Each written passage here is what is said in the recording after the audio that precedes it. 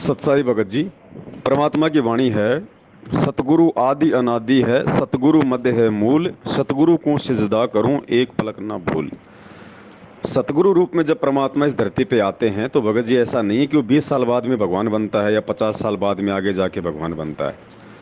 17 फरवरी का जो वीडियो देख के आपकी जो विचारधारा बनी है, तो यहाँ पूज्य गुरुदेव जी 3 स्थिति में भूमिका कर रहे हैं।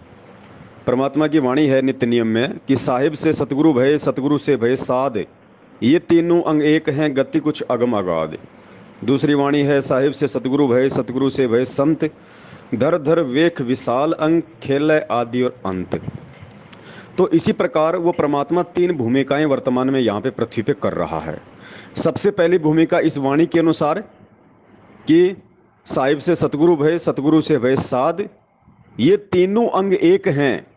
कौन से तीनों अंग भगत जी? 8 सितंबर 1951 से 17 फरवरी 1988 तक, जब तक उन्होंने नाम दीक्षा नहीं ली थी सांसारिक रूप में, तब तक परमात्मा ने एक आम व्यक्ति की भूमिका की, एक आम व्यक्ति का जीवन जी के हमें दिखाया। और परमेश्वर ने दिखाया कि एक आम व्यक्ति को भी जीवन में किस प्रकार से रहना चाहिए, अपने परिवार में बच्चों का किस प्रकार से निर्वाह करना चाहिए, माता पिता का किस प्रकार से सम्मान करना चाहिए, किस प्रकार से एक आम व्यक्ति को भी नशे पते, दारू, गुटखा, बीड़ी, झूठ, चोरी, छल, कपट, जारी, इन सब से उनको दूर रहना चाहिए। तो 8 सितंबर 1951 से 17 फरवरी 1988 तक परमेश्वर ने एक आम व्यक्ति का 38 वर्षों तक वो जीवन जी के दिखाया जो एक आम व्यक्ति को उनसे वो प्रेरणा लेनी चाहिए कि एक मानव शरीर जो परमेश्वर ने दिया है उसमें भी उस इंसान के क्या क्या लक्षण होते हैं, क्या क्या उसके गुण होते हैं। उसके बाद 17 फरवरी 1988 को परमेश्वर ने लीलामय रूप से दादा गुरुदेव स्वामी रामदेवानंद जी महाराज जी से लीलामय तरीके से नाम दीक्षा ली। क्योंकि परमेश्वर तो जगत गुरु होता है, वो तो सारे जगत का गुरु होता है, उसको कौन दीक्षा देगा, उसका कौन गुरु होगा। लेकिन 650 साल पहले भी परमात्मा ने गुरु शिष्य परंपरा की मर्यादाओं को बनाए रखने के लिए रामानंद जी से नाम दीक्षा ली थी। आज भी यही स्थिति है यदि आप उन्हें भगवान मानते हैं तो।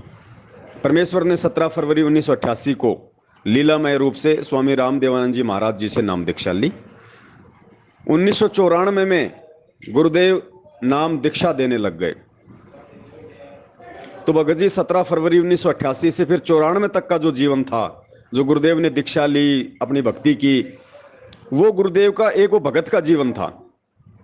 वो जो 6 साल थे वो गुरुदेव का वो भगत का जीवन था। क्योंकि परमात्मा ने भगत की भी लीला करके दिखानी थी कि भाई एक भगत के क्या लक्षण होते हैं, भगत के क्या गुण होते हैं, भगत के कैसा स्वभाव, आचार, विचार, बोलना, चलना, उठना, बैठना, अपने गुरु के प्रति किस प्रकार से उनका दृष्टिकोण, भाव, श्रद्धा, लगन, समर्पण, ये सारी चीज़ें परमात्मा ने आप और हम सब के सामने एक उदाहरण पेश करना था। और परमेश्वर ने एक भगत का जीवन जिया 6 वर्षों तक। तीसरी जो भूमिका थी परमात्मा की, 1994 से आज तक परमात्मा साहिब की भूमिका में है, भगवान की भूमिका में है, परमात्मा की भूमिका में है। जो हमें वाणी कह रही है कि साहिब से सतगुरु भय, सतगुरु से भय साध, ये तीनों अंग एक हैं, गति कुछ अगमाद। तो ये तीनों अंग एक ही है भगत जी। वही परमेश्वर तीनों भूमिकाएं कर रहा है, तीनों लीलाएं उसी परमेश्वर ने की है। कौन सी?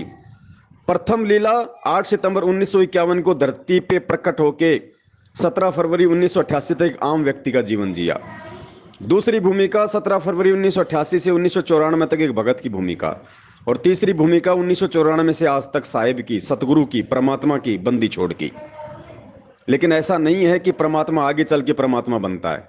परमात्मा तो आदि अनादि है भगत जी, वो समर्थ है, सामर्थ्यवान है।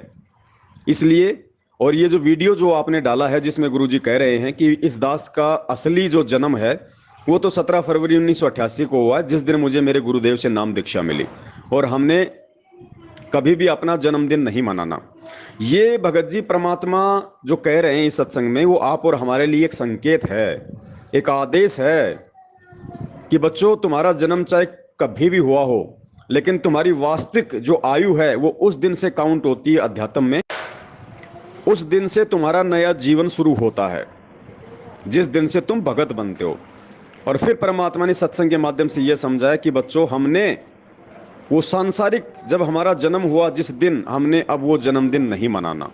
वो परंपराएं हमने नहीं मनानी है, वो कुरीतियां हमने छोड़नी है, उनका परित्याग करना है, क्योंकि वो भक्ति में बाधक है। दास मालिक की वाणी है ना कि भाई छोड़ देना पछलियों की रीत, सतगुरु उतारेंगे।